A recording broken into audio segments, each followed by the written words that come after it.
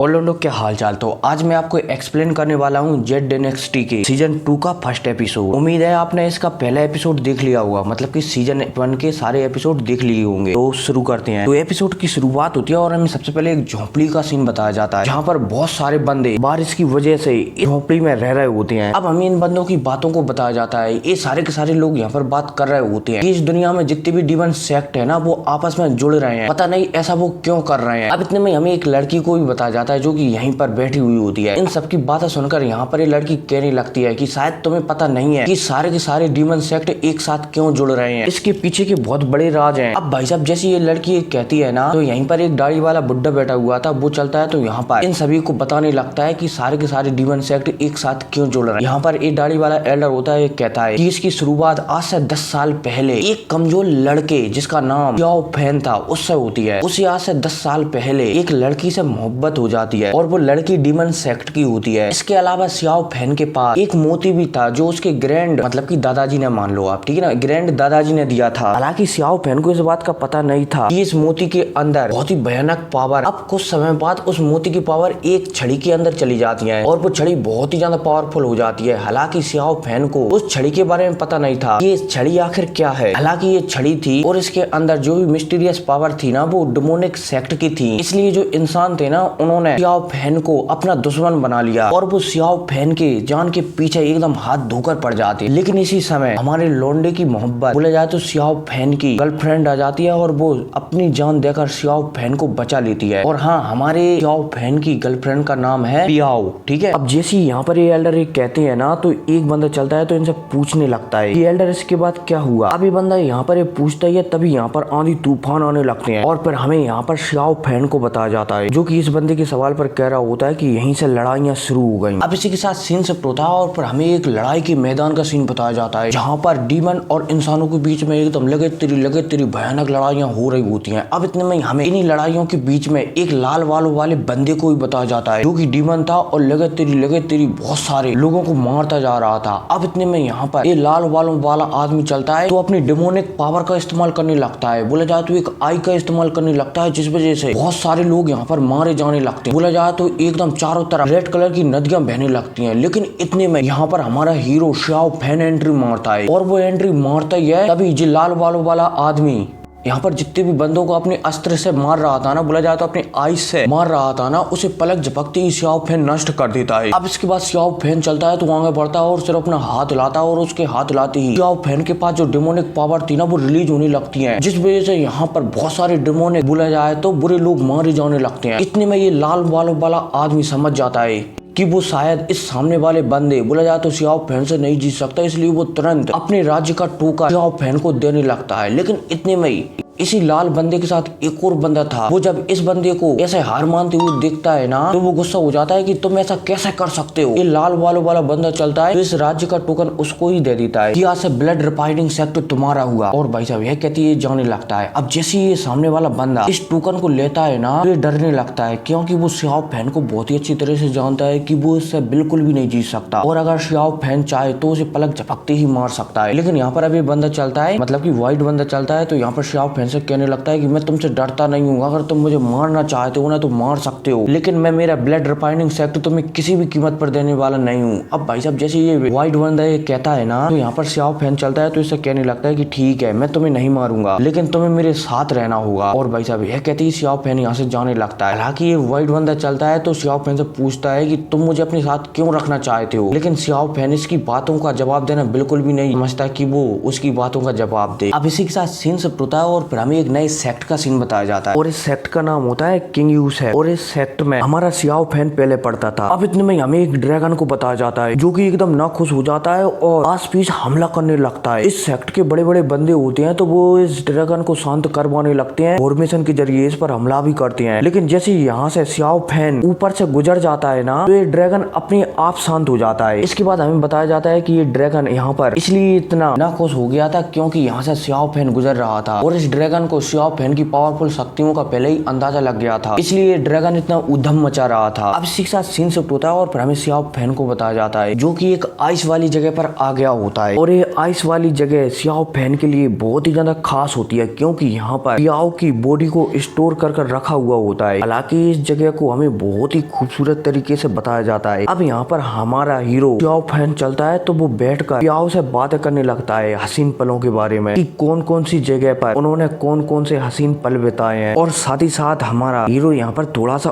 उदास भी हो जाता है। अब यहीं पर हमें एक दरवाजे का सीन बताया जाता है जहाँ पर एक दरवाजे के पीछे से एक लड़की सियाओ फैन को ऐसा करते हुए मतलब कि मन में सियाओ को बातें करते हुए देख रही होती है। अब यहीं पर एक बंदा आता है और इस लड़की से कहने लगता है कि आंट किंग ने ये कहा है कि तुम सियाओ फैन से दूर रहो। अब जैसे ये लड़की यहाँ पर इस बंदे की बात सुनती है ना तो ये कहने लगती है कि तुम्हें पता है ना कि इन 10 सालों में सियाओ फैन जितनी भी बार यहाँ पर वापस आया है ना वो सबसे पहले पियाओ से ही मिलता है। अब जैसे ही आंट्स की मुदला जाए तो इस लड़की की ऐसी बातें बंदा सुनता है ना तो यहाँ पर आंट से ये बंदा कहने लगता है कि तुम्हें पता है ना कि लीडर ने किस प्रकार से सियाओ फैन को अपना मोहरा बनाया है और उससे अपना काम कराया है। तुम ये बात बहुत ही अच्छी तरह से जानती हो, इसलिए तुम्हें सियाओ फैन से दूर रहना चाहिए। अब भाई साहब ये कहते ही सीन से होता है पर हमें एक और बंदे को बताया जाता है जिसका नाम होता है जिंग यू और ये बंदा होता है हमारे सियाओ फैन का बचपन का दोस्त। अब यहाँ पर ये अपना कल्टीवेशन कर ही रहा होता है मतलब कि मस्त तरीके से अपनी ट्रेनिंग कर ही रहा होता है, तभी इसके ऊपर इसका मास्टर मोमबत्तियों से हमला करने लगता है। तो ये भी चलता है तो ये इन मोमबत्तियों को बीच में से काट कर आस पीस में इन मोमबत्तियों के जरिए मसाले जलाने लगता है और वो भी बहुत ही शानदार तरीके से। अब इतने में यहाँ पर ये एल्डर चलता है तो यहाँ पर जिंग यू की तारीफ करने लगता है कि तुमने बहुत अच्छा इन 10 सालों में अपना कल्टीवेशन लेवल बढ़ाया है, ऐसा वैसा जेबो। अब इसके बाद एल्डर चलता है तो यहाँ पर और भी कहने लगता है कि क्या तुम्हें पता है कि किंग यू सेक्ट में बहुत सारे आस पीस के लोग इकट्ठा हो रहे हैं, पता नहीं ऐसा क्यों हो रहे हैं, लेकिन जो डीमन सेक्ट भी है ना वो भी आपस में एकत्रित हो रहे हैं। अब जैसे ही यहाँ पर जिंग यू इस एल्डर की बातें सुनता है ना तो ये वहाँ पर जाने की सोचने लगता है, लेकिन वो झिझक रहा होता है कि मैंने मास्टर से इतने सालों तक ट्रेनिंग ली है और मास्टर ने मुझे काफी कुछ सिखाया है, क्या ऐसा जाना उनके दिल को चोट नहीं पहुंचाएगा। अब यहाँ पर जिंग यू ये सोच ही रहा होता है, तभी ये एल्डर बोला जाए तो बुड्ढा चलता है तो जिंग यू से कह देता है कि ठीक है तुम जा सकते हो किंग यू सेक्ट में और वहाँ पर देख सकते हो कि वहाँ पर क्या चल रहा है। और भाई साहब जिंग यू को इस एल्डर की आज्ञा मिलते ही यहाँ से हमारी हीरो का दोस्त चला जाता है। अब यहाँ पर एक और एल्डर आता है इसी के पास और वो जिंग यू के एल्डर को धन्यवाद करने लगता है कि तुम्हारा बहुत बहुत धन्यवाद कि तुमने 10 सालों तक जिंग यू को संभाला। अब यहाँ पर हमें पता चलता है कि जो सामने वाला एल्डर है ना इसी ने हमारे हीरो सियाओ फैन के ऊपर हमला किया था जिस वजह से हमारे सियाओ फैन की गर्लफ्रेंड मारी गई थी। अब इसी के साथ सीन शिफ्ट होता है और पर हमें डीमन किंग को बताया जाता है और यहीं पर हमें हमारे हीरो सियाओ फैन को भी बताया जाता है, जिससे डीमन किंग कह रहा होता है कि बहुत बढ़िया, आज तक तुमने जितने भी मिशन लिए हैं वहाँ से शायद ही कोई जिंदा बचा है, लेकिन आज ऐसा क्या हो गया कि वो व्हाइट बंदा तुम्हारे हाथों से बच गया। ऐसा लगता है कि तुम्हारे अंदर जो डेमोनिक पावर है ना वो धीरे धीरे मिटती जा रही है, जिस वजह से तुम इंसानों को दोबारा से छोड़ते जा रहे हो। ऐसा नहीं तुम मेरे साथ दोबारा से गद्दारी करने की कोशिश कर रहे हो। अब भाई साहब यह कहती घोस्ट किंग चलता है तो यहाँ पर और भी कहने लगता है कि चलो इन बातों को छोड़ो, तुम्हें पता है ना कि सारे के सारे डीमन और इंसान आपस में मिलते जा रहे हैं, बोला जाए तो डीमन मिल रहे हैं और इंसान मिल रहे हैं, एकत्रित होते जा रहे हैं और भविष्य में इनके बीच एकदम भयानक फाइट भी होने वाली है। और मुझे सुनने में आया है कि ये सारे के सारे बंदे एक जगह पर एकत्रित होने वाले हैं और उस जगह पर एक बहुत ही खास ट्रेजर निकलने वाला है और अगर जिस किसी ने भी उस ट्रेजर को हासिल कर लिया उसके पास अनलिमिटेड